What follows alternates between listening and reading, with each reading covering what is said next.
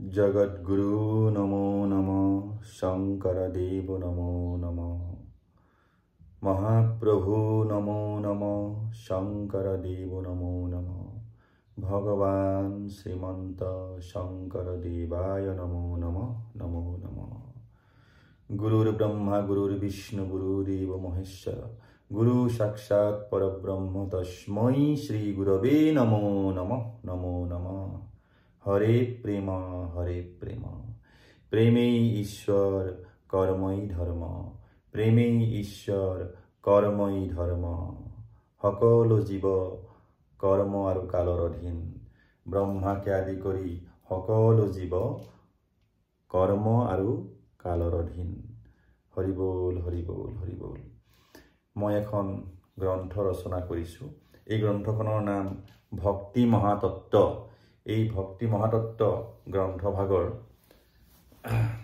আজি ইয়া চাৰি আশ্ৰম তত্ত্ব আজিৰ যিটো অধ্যায় চাৰি আশ্ৰম তত্ত্ব ছবি সুন্দৰ সুৰত ৰচনা কৰিছো চাৰি আশ্ৰম তত্ত্ব ব্ৰহ্মচৰ্য ব্ৰহ্মচৰ্য গাৰস্থ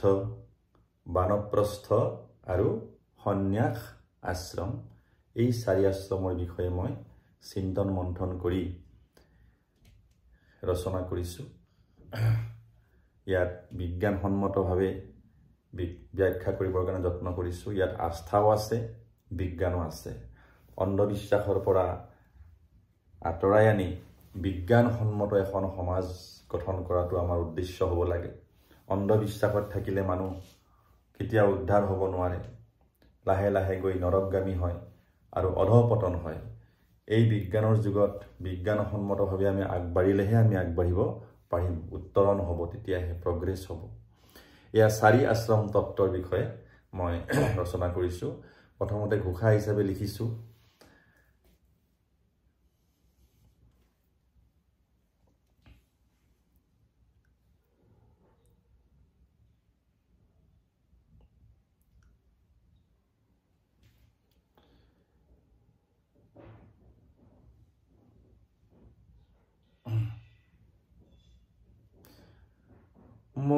মনুষ্যৰ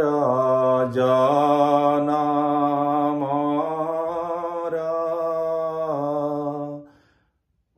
চতুৰংগ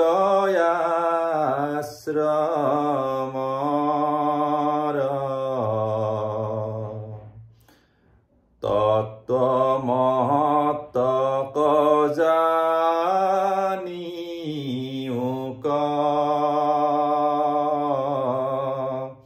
জীবন দৰ্শন লভি সাৰ্থক জীৱন লভি সম্পূৰ্ণাংগ জীৱন পায়ুক সম্পূৰ্ণাংগ জীৱন পায়ুক পদ হিচাপে ৰচনা কৰিছো এই ধৰণে নৰ জনমৰ জানা চাৰিও আশ্ৰয় স্থান ইহা কবুলয় আশ্ৰম ব্ৰহ্মচৰ্য গাৰস্থ্য বানপ্ৰস্থ সন্ন্যাস এই চাৰি জানিও উত্তম শাস্ত্ৰৰ সন্মত ইটো চাৰি আশ্ৰম কাজিটো ভাল মতে কৰিলে পালন মনুষ্য জনমতাৰ সাৰ্থক হৈলে কতাৰ অতাৰ হৈল সম্পূৰ্ণ জীৱন তাৰ হৈল সম্পূৰ্ণ জীৱন 25 বৎসৰলৈকে ব্ৰহ্মচৰ্য আশ্ৰম শুক্ৰ ধাৰণৰ ইটো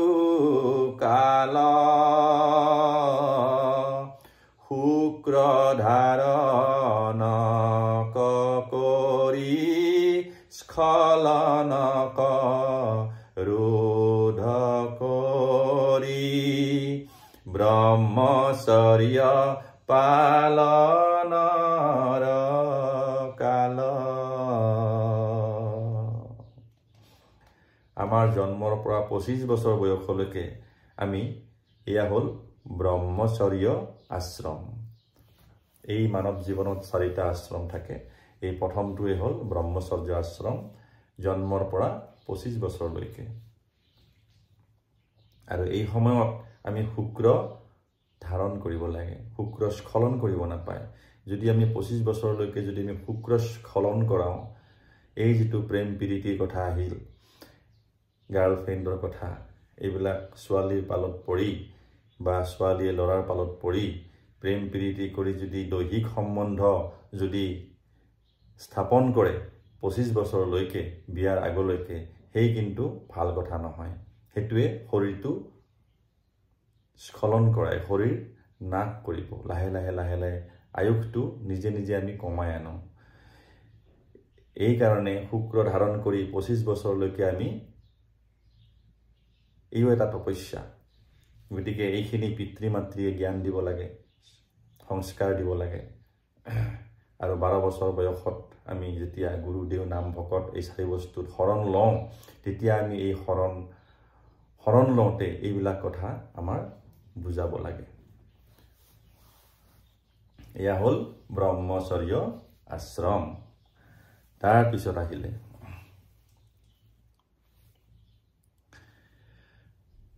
ও জিতু জানে ব্ৰহ্মচৰ্য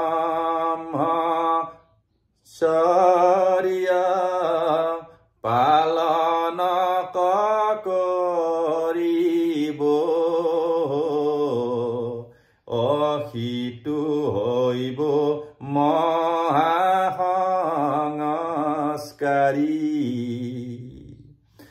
গাৰ্হস্থ্য আশ্ৰমে আখি অপ্ৰয়াসে হৈব জানা উত্তম সন্তানয় অধিকাৰী মই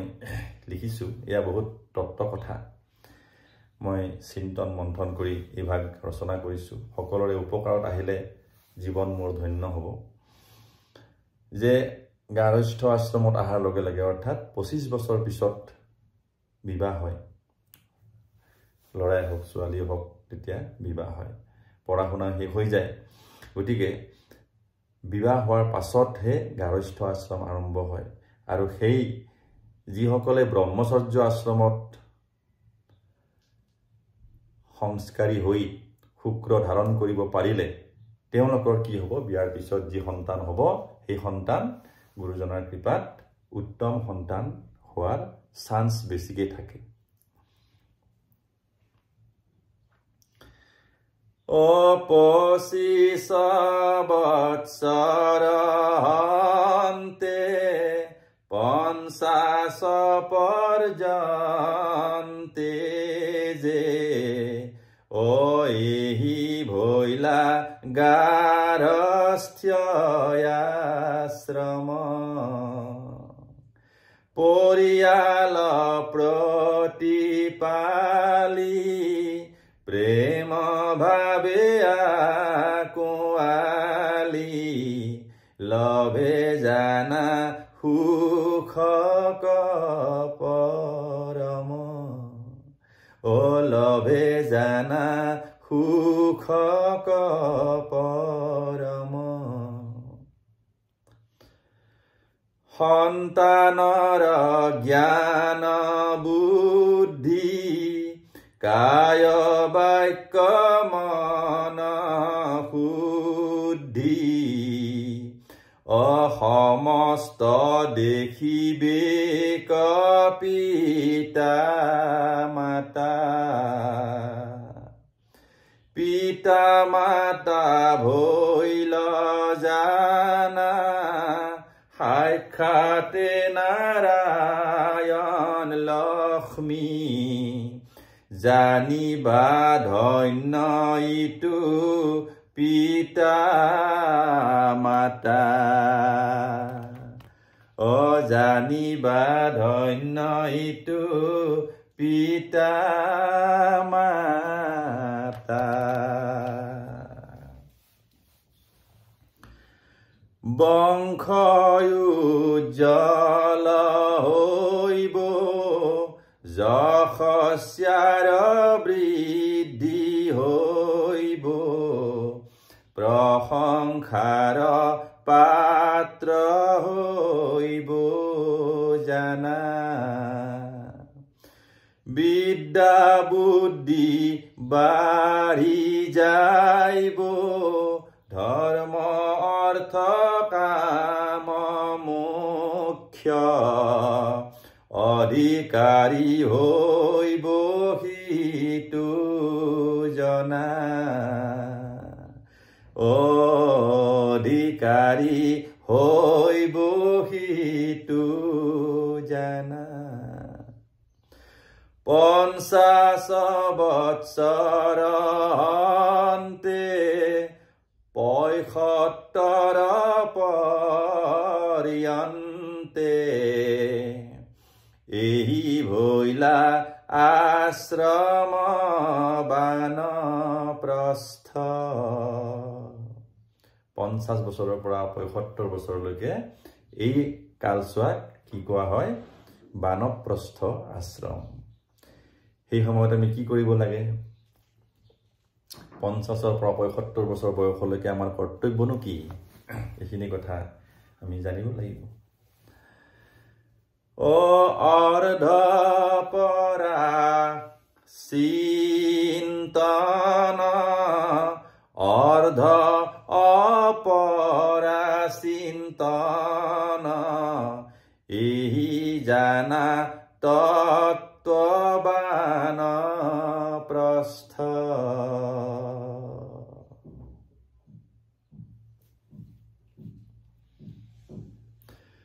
50 বৎসৰ অন্তে 75 পৰ্যন্তে এহি ভৈলা আশ্ৰম বানপ্ৰস্থ অৰ্ধ পৰা চিন্তন অৰ্ধ অপৰা চিন্তন এহি জানা তত্ত্ববান প্ৰস্থ তাৰমানে কি হ'ল মই লিখিছো যে অৰ্ধ পৰা চিন্তন অৰ্ধ অপৰা চিন্তন তানে বানপ্ৰস্থ আশ্ৰমত 50 বছৰৰ পৰা 75 বছৰ বয়সলৈকে আমাৰ সংসাৰত ল'ৰা ছোৱালীৰ পালনৰ কথাও আছে পঢ়া শুনাৰ কথা আছে ল'ৰা ছোৱালীৰ এই গোটেইখিনি আমি কৰ্ম কৰিব লাগিব আমি ৰেসপন্সিবিলিটিৰ পৰা উই ক্যানট এস্কেপ আমি আমি পলাই গলে নহব গতিকে এইটো পলায়নবাদ হলে নহব সংসাৰত থাকি আমি ঈশ্বৰৰ চিন্তা কৰিব লাগিব সংসাৰত থাকি আমি সমাজৰ কল্যাণ কৰিব লাগিব নিজৰ কল্যাণ কৰিব লাগিব পৰিয়ালৰ কল্যাণ বংশৰ কল্যাণ সমাজৰ কল্যাণ দেশৰ কল্যাণ বিশ্বৰ কল্যাণ গতিকে এইটো বহুত ডাঙৰ কথা, বহুত ডাঙৰ ফিলচফি। সেইকাৰণে গুৰুজনাই এটা বহুত ইউনিক বস্তু দি থৈ গৈছে যে গাৰ্হস্থ্য আশ্ৰমত থাকি ধৰ্ম কৰা আৰু কৰ্ম কৰা, কৰ্মৰ জৰিয়তে ধৰ্ম উৎপন্ন হ'ব। It is the learning by doing, কৰি কৰি শিকি যোৱা। এয়া হ'ল গুৰুজনাৰ বহুত ডাঙৰ ফিলচফি। এই ফিলচফি গোটেই বিশ্বত বিৰল। এয়া অৰ্ধ পৰাচিন্তন, মানে পৰা বিদ্যাটোক কি কয়? ঈশ্বৰৰ বিদ্যাটোৱে হ'ল পৰা বিদ্যা। গতিকে অপৰা বিদ্যা হ'ল সংসাৰ বিদ্যা। গতিকে আধ্যাত্মিক চিন্তন আৰু সাংসাৰিক চিন্তন, আধ্যাত্মিক কৰ্ম আৰু সাংসাৰিক কৰ্ম, এই দুয়োটাই বানপ্ৰস্থ আশ্ৰমত থাকি আমি কৰিব লাগিব। গতিকে 50 বছৰৰ পৰা 75 বছৰলৈকে এইটো এটা গুৰুত্বপূৰ্ণ সময়। এই সময়খিনিত আমি বানপ্ৰস্থ আশ্ৰমত থাকোঁ আৰু এই আশ্ৰমত থাকি আমি পৰা আৰু অপৰা অৰ্থাৎ ঈশ্বৰ তত্ত্ব আৰু সংসাৰ তত্ত্ব এই দুয়োটা বস্তু জ্ঞান লৈ আমি বেলেঞ্চ কৰি পেলাই সমান্তৰালভাৱে আমি চলি যাব লাগিব।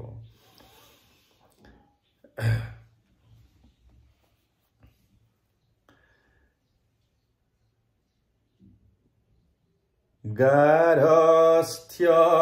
আশ্ৰমে জানা সন্তান হবক জানা, ভাল মতে শিকাইবা সংস্কাৰ, এই সংস্কাৰে পাছে আকাৰ লৈ বন্ত পাছে, অনৰতনু ধন্য হইব আৰ, নৰতনু ধন্য হইব আৰ। ও যেবে পাইবা বানপ্ৰস্থ, পৌত্ৰ পৌত্ৰী হবক, শিকাইবা আচাৰ ব্যৱহাৰ, নিয়ম সংযম বিধি বিদ্যা শিক্ষা নিয়ম নীতি, অতেহে হইব বৈকুণ্ঠ সংসাৰ। তেতিয়া এই সংসাৰখনেই বৈকুণ্ঠ হৈ যাব।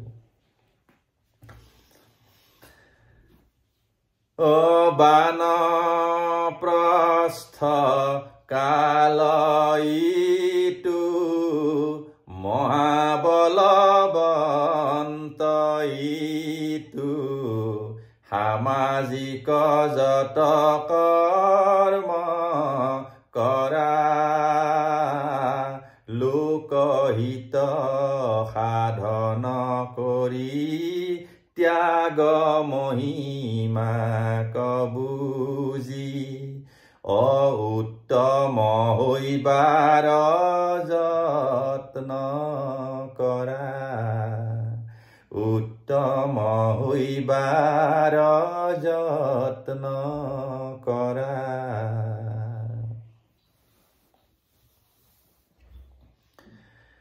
কালয় অনুসাৰে কৰ্ম দেখা কেনে অনুপাম, এই সনাতন ধৰ্ম মৰ্ম, ভাৰতীয় বিজ্ঞান সন্মত শাস্ত্ৰ মত অনুসৰি, অদিলো এই মহাতত্ব মৰ্ম, এই হেতু শংকৰ দেৱে গৃহস্থী ধৰ্ম জানা, উত্তম বুলি কৈলাদ্ৰী কৰি গুৰু মত অনুসৰি অপ্ৰয়াসে ভৱতৰি অবৈকুণ্ঠ পাইবা নৰহৰি বৈকুণ্ঠ পাইবা নৰহৰি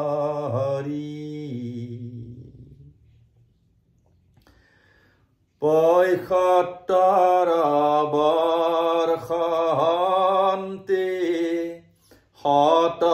বৰ্ষ পৰ্যন্তে এই সন্ন্যাস আশ্ৰম জানা মনুষ্য দেহাৰ জানা অন্তিম কালমানা হৰি ভজি হৰি হোৱা জানা হৰি ভজি হৰি হোৱা জানা ৭৫ বছৰৰ পৰা ১০০ বছৰলৈকে এয়া হ'ল এইখিনি হ'ল আমাৰ অন্তিম কাল এইখিনি হ'ল সন্ন্যাস আশ্ৰম গতিকে সৎ আৰু ন্যাস এই দুটা শব্দ আছে সৎ মানে হ'ল সত্য ন্যাস মানে হ'ল উপবিষ্ট গতিকে সত্যৰ লগত থাকি হৰিৰ লগত থাকি হৰিনাম সংকীৰ্তন কৰি ঈশ্বৰৰ আৰাধনা কৰি সৎ কৰ্ম কৰি কেৱল ঈশ্বৰ চিন্তাত থকাটোৱে হ'ল সন্ন্যাস আশ্ৰম তেতিয়া আৰু আমি সংসাৰৰ কথা বহুত কম চিন্তা কৰিব লাগিব ৭৫ বছৰৰ পৰা ১০০ বছৰলৈকে সেইখিনি সময় সম্পূৰ্ণ ঈশ্বৰত বিলীন হৈ থাকিব লাগে এইটো শাস্ত্ৰৰ মত আৰু এইখিনি কৰিলে কি হয় হৰি ভজি হৰি হয় সেইখিনি সময়ত আমি গোটেই জীৱনটোৰ যিখিনি আমি কাৰ্যক্ৰমণিকা যিখিনি কৰ্ম কৰিলোঁ সেইখিনি কৰ্ম আমি সম্পূৰ্ণ বাদ দি ত্যাগ কৰি হৰিত একশৰণ হৈ একদম হৰিত চিন্তা কৰি আমি থাকিব লাগিব আৰু সত্য হিংসা প্ৰেম দয়া ক্ষমা এই সম্পূৰ্ণ জ্ঞানবিলাক লৈ আমি আগবাঢ়িব লাগিব সেইখিনি সময় অতি ক্ৰুচিয়েল সময় আৰু গোটেই জীৱনৰ সৰুৰ পৰা আমি গোটেই জীৱনটোৰ যিমানখিনি কৰ্ম কৰিলোঁ সেই কৰ্মৰ ফলখিনি আমি শেষত গৈ পেলাই পাম গতিকে পূৰ্ব জন্মৰ কৰ্ম এই জন্মৰ কৰ্মটোক আমাৰ ক্ৰিয়মান কৰ্ম বুলি কয় আৰু পূৰ্ব জন্মৰ কৰ্মৰ যি ফল এইখিনিক প্ৰাৰব্ধ বুলি কয় গতিকে প্ৰাৰব্ধ আৰু ক্ৰিয়মান কৰ্ম মিলিয়ে আকৌ আমি নেক্সট জনিত যাব লাগিব তাৰ পিছৰ জনিত যাব লাগিব যাতে আমাৰ প্ৰগ্ৰেছ হয় যাতে আমাৰ প্ৰমোশ্যন হয় যাতে ডিমোশ্যন নহয় সেইখিনি কথা আমি চিন্তা কৰি আমি সৰুৰ পৰাই আগবাঢ়ি যাব লাগে আৰু সেইখিনি আমাৰ পিতৃ মাতৃয়ে সংস্কাৰটো দিব লাগে ১২ বছৰত গুৰুদেৱ নাম ভকত ৪ বস্তুত শৰণ হোৱাৰ পিছত আকৌ এটা নতুন এটা চিন্তাধাৰা আহিব নতুন ধৰণে আমি আগবাঢ়িব লাগে গতিকে শেষত গৈ পেলাই কি হয় ৭৫ বছৰৰ পৰা ১০০ বছৰলৈকে এইখিনি হ'ল আমাৰ সন্ন্যাস আশ্ৰম এই সন্ন্যাস আশ্ৰমত আমি কেৱল হৰি কথা চিন্তা কৰিব লাগে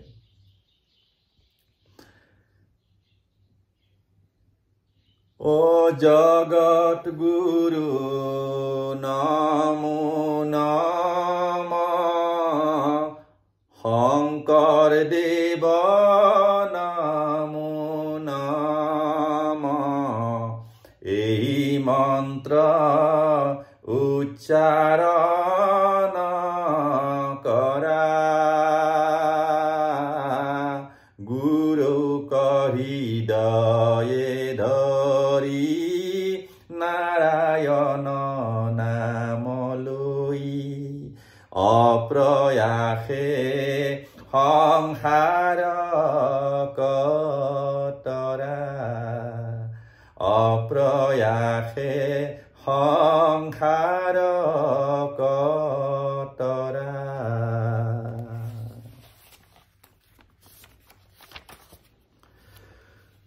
হৰে প্ৰেম হৰে প্ৰেম হৰে প্ৰেম হৰে প্ৰেম হৰে প্ৰেম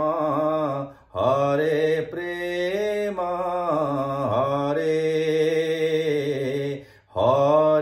প্ৰেম হৰে প্ৰেম হৰে প্ৰেম হৰে প্ৰেম হৰে প্ৰেম হৰে প্ৰেম হৰে পৰাগ ভূয়া নাম মোৰ অসম ভূমিত জন্ম বিৰচিলো মহাতত্ব কথা হৰে প্ৰেম বোলা হব নৰলোক সৰ্বসিদ্ধি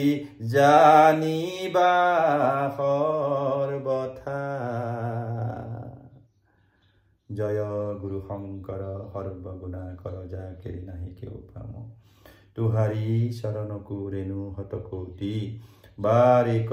কৰোহো প্ৰণাম বাৰিক কৰোহো প্ৰণাম